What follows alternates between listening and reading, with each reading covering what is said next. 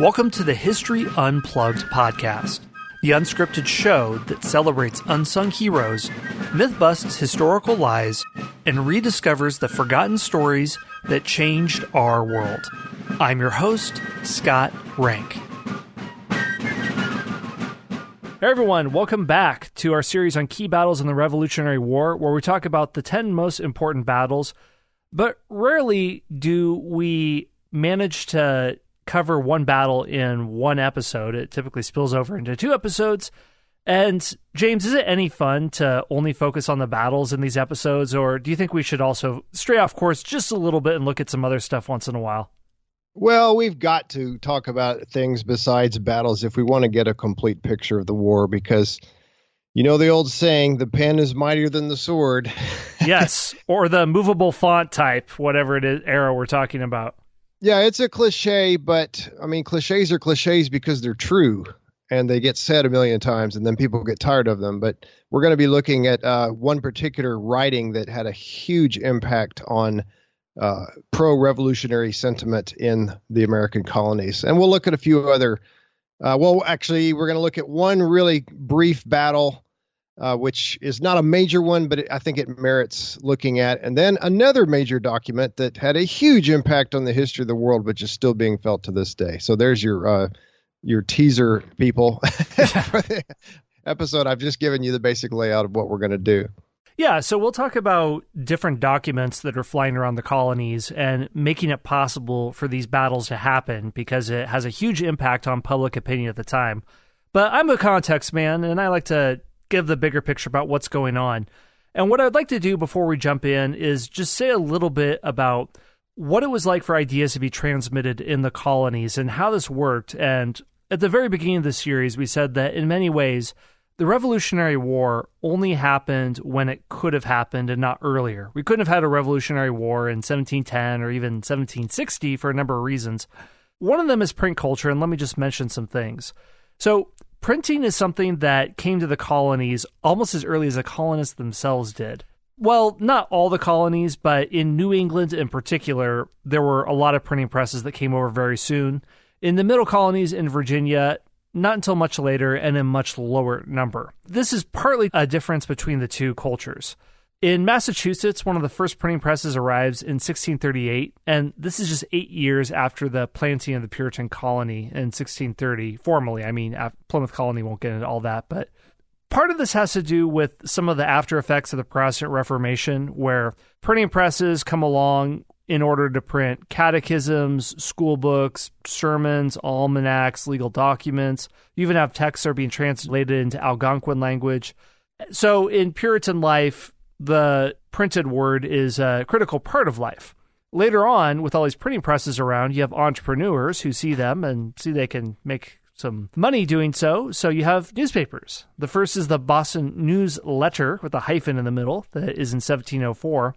A competitor appears in 1719. By 1740, there's 16 newspapers in the colonies.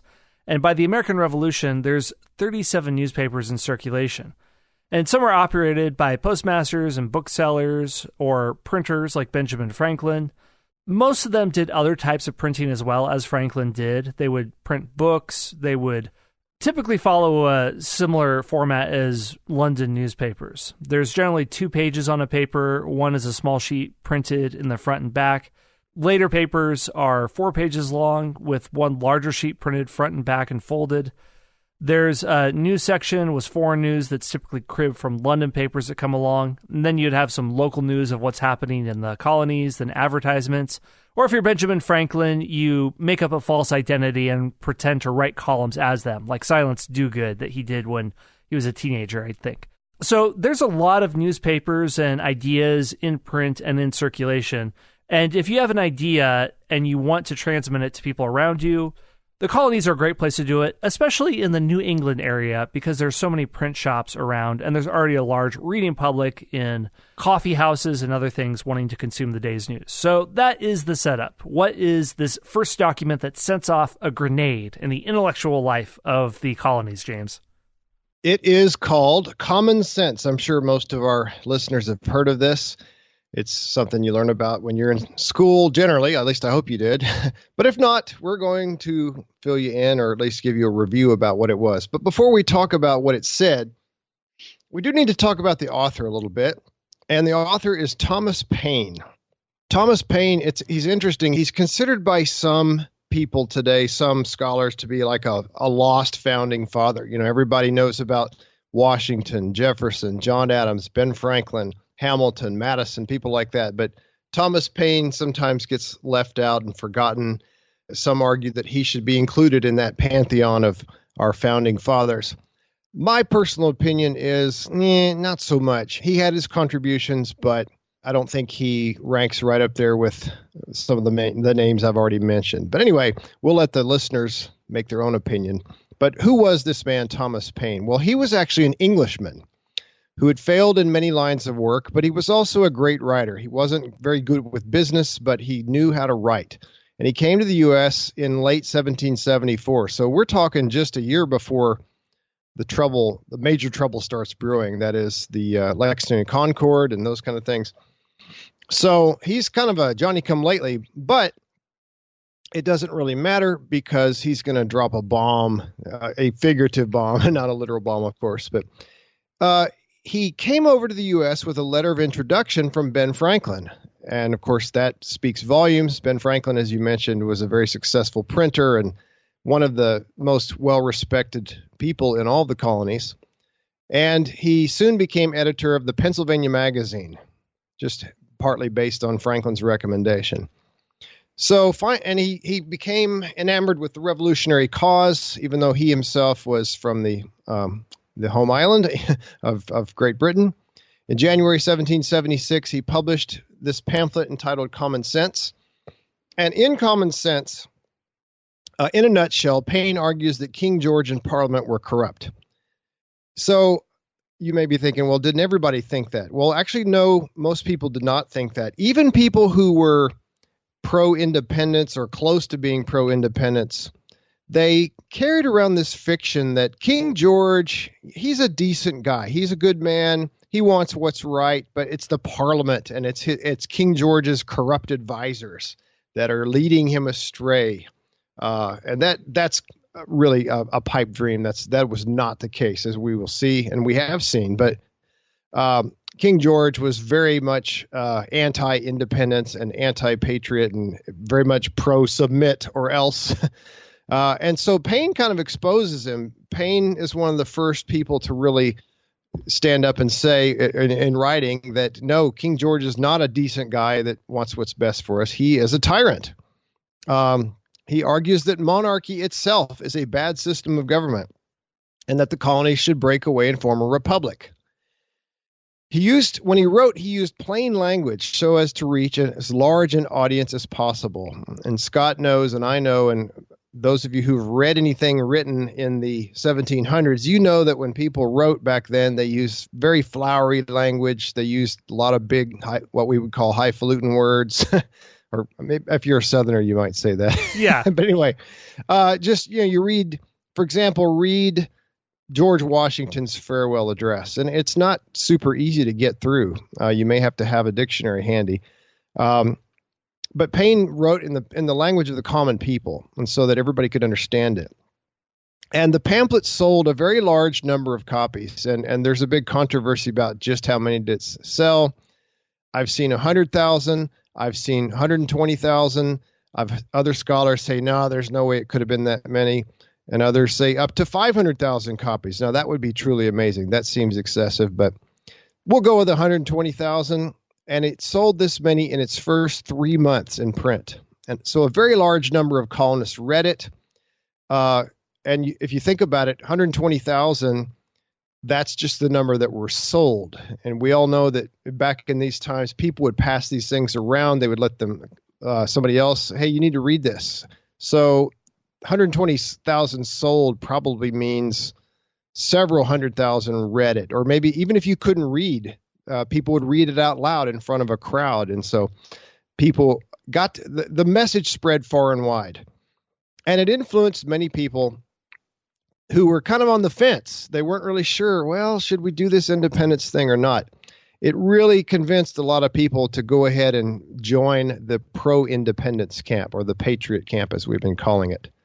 Yeah, and I think this is interesting, well, for me, because for my dissertation research, I looked a lot at printers or people who had access to the printing presses in the 18th and 19th centuries, and how this is an opportunity to give you a very, very outsized influence on public opinion and a megaphone on what's going on.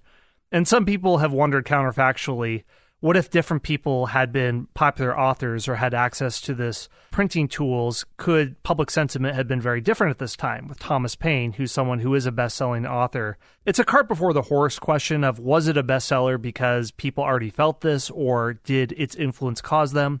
But other people, for example, Samuel Adams, we mentioned him as a highly successful polemicist, and he's also a second or third tier founding father, much like Thomas Paine. But he was chosen to lead the Massachusetts contingent in the First Continental Congress, and he was instrumental in securing some of the more radical measures at the Congress. And part of it was his influence as a printer.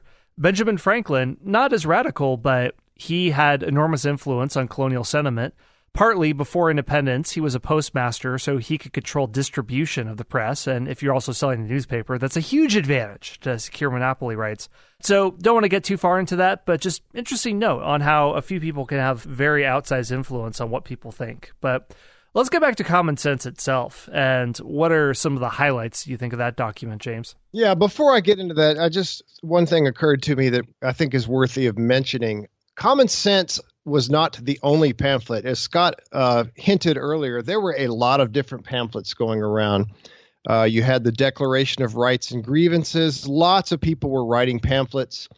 And so I don't want people to think that Common Sense did it all single-handedly, converted half the people to being in favor of independence. It didn't, but it was kind of like, for some people, I think it was the straw that broke the camel's back.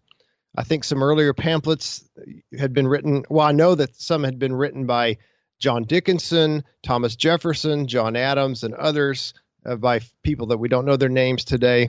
So a lot of pamphlets are going around. There's a ferment of thinking about politics and our relationship to the mother country and things like that. But Common Sense was the one that just kind of broke it open.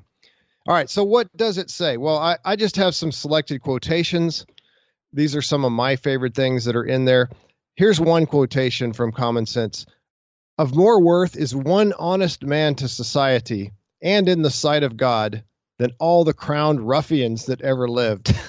I like that one. So, yeah, he's kind of lumping all the kings and queens that have ever existed and calls them ruffians. I love that word, Scott, ruffians. It is a good word. I agree. That needs to be brought back. Yeah, if you slip up later on, I'm going to call you a ruffian. Anyway, so here's another one. Men should not petition for rights, but take them. So, we've seen the olive branch petition. We've seen other petitions. But he's saying, all right, enough of the petitions. Just take your rights. And that's exactly what they're going to do. Another one. The duty of a true patriot is to protect his country from his government. So think about that one for a minute. A lot of people thought that governments, and still do today, that the role of government is to protect the people.